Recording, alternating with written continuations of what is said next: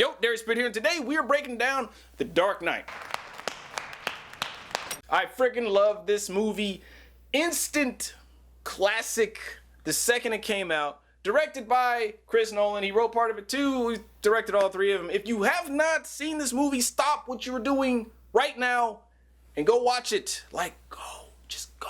When you are learning this whole filmmaking thing, it helps to break down other movies into their various story elements. If you are not familiar with the 3-act story structure, then I will leave a link in the description section to a video on that because I will be using that to break this down. Total runtime is 2 hours and 32 minutes. Let's get into it. Hook. A gang of criminals robs a bank, double-crossing each other as they go until there's only one person left, the Joker. Act 1. Hammer time. Batman is still doing his crime-fighting thing, hammering the mob. B-story. Harvey the White Knight. We meet Harvey Dent, the new DA. He makes quite a first impression. Well, I see you hostile.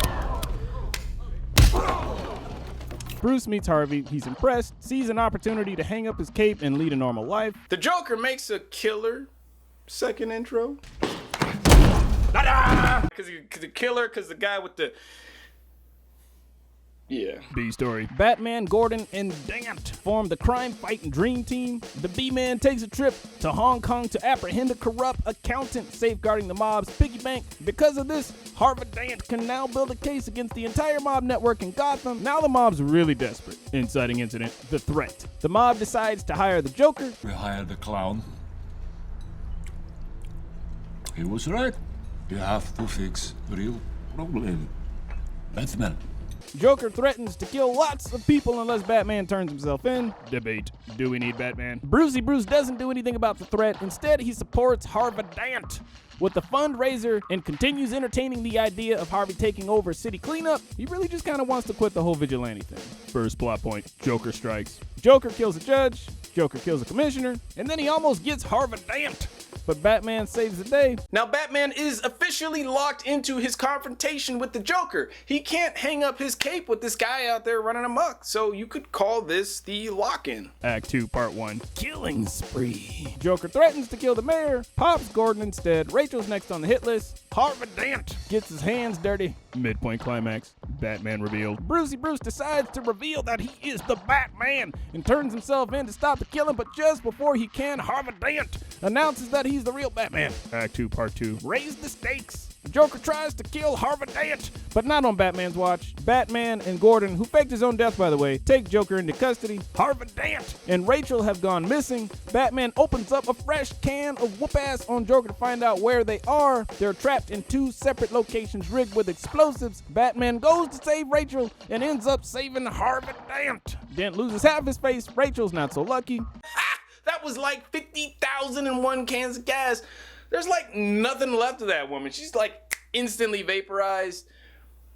I probably shouldn't be laughing at that because that was kind of messed up. Joker burns a pile of money and takes over the mob, turns the whole city against this guy who tried to snitch on Batman. Snitches get stitches, fool! B-story, the fall. Joker manipulates Harvey Dent into seeking revenge for Rachel's death, blows up a hospital and makes off with a bus full of hostages. B-story. Harvey Dent goes on a killing spree. Joker threatens the whole city. Second plot point, the big idea. Batman does some Big Brother level invasion of privacy, turning every cell phone in Gotham into a sonar device that spies on the entire city. Act 3, stop the Joker. Joker rigs 2 ferries with explosives, one containing civilians and the other containing criminals. He tries to get the passengers to blow each other up. Climax. Batman takes down the clown and his cute little pet Rottweilers. The passengers refuse to blow each other up. B-story climax. Stop Harvey Dent! Harvey's fall from grace was a part of Joker's plan the entire time. Dent has Gordon's family and he's planning on doing him some killing, but Batman shows up and saves the day. Resolution. Batman takes the fall for Harvey Dent's crimes. Structure. This movie was a little tough to break down because there's a lot going on. It's like 2.5 hours of just Gatling gunning plot like right in your face. This is definitely an example of a plot-heavy movie. Act 1 is all about hammering the mob. That is Batman's ordinary world. That is the setup. That is the status quo. The mob can't even smuggle their money into another country without Batman getting in their shit. The crime-fighting A-team is shutting them down. Once we establish that, Act 1's over. There is a little bit in there with Gordon faking his own death to help catch the Joker. When I first saw the movie, I was okay with it, but after rewatching it several times to break it down, it doesn't really make a whole lot of sense. Any cop at the right place at the right time with a shotgun could have done what Gordon did. I don't know, I don't really see why the need to fake your own death. He mentions later on that he did it to help protect his family, but the Joker wasn't after you or your family, bruh. Thoughts? There is a ton of conflict in this film, even between allies. Joker doesn't get along with the mob. Bruce and Harvey Dent have a strange little beef.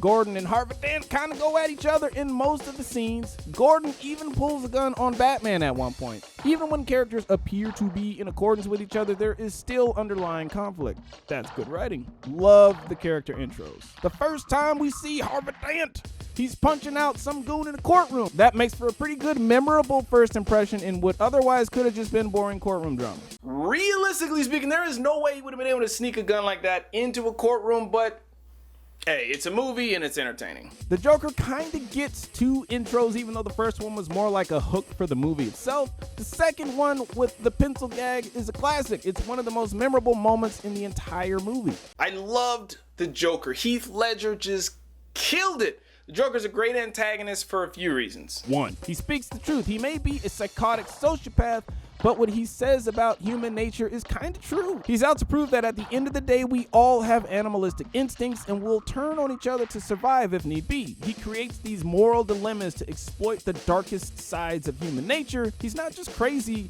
for the sake of being crazy, he actually has a point. 2. He's a formidable threat. He almost always has the upper hand, and he puts Batman into some serious dilemmas. Batman can't just do what he's always done to stop this guy. He's got to break his own rules. He's got to evolve. He's got to change. He's got to become something that he doesn't want to be. Through the Joker's actions, we the audience get to find out what Batman's really made of and to what morally questionable lengths he will go to prevail. Oh yeah, and Joker turned Harvey Dent into a monster. 3. Escalating action. First he goes onto a killing spree, then he blows up Rachel, then he blows up a hospital, and then he rigs 2 ferries full of people to blow up. His actions grow in scale. We keep raising the stakes, and that's what really keeps the tension going. He seems like such an unbeatable force of nature, and the suspense of finding out how Batman's gonna stop him is what keeps you watching. Character. Batman learns that sometimes to do the right thing, you gotta do the wrong thing. Like, he's aware of what it might take to stop the Joker because they mention it several times in the movie. You got rules. The Joker, he's got no rules. Nobody's gonna cross him for you. I've seen now what I would have to become to stop men like him. Oh, then that's the rule you'll have to break to know the truth. Which is?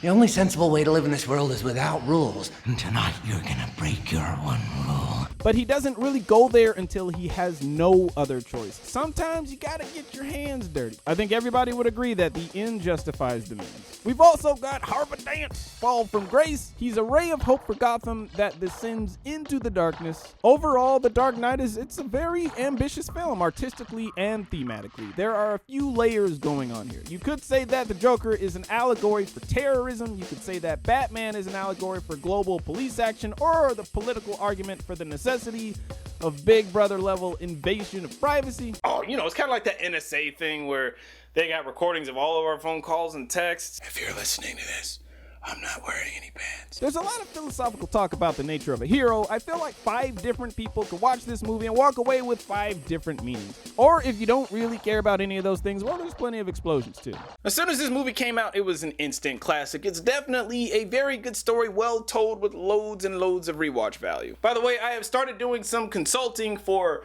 script feedback and short film feedback, so if you're interested in something like that, I will leave a link in the description section to the website where I do the consultant business and you can get more info on it. Well, that's all I got for you. If you enjoyed what you saw, please like or subscribe. You can find me on the social medias, Facebook, Instagram, Snapchat, or the Twitter, baby. You can also check out my second YouTube channel, Darious Britt, where I vlog about my adventures on the film festival circuit, my first feature-length film, Unsound, live casting vlogs, etc., etc. I do believe that's all I got for you suckers deeper down. Booyah!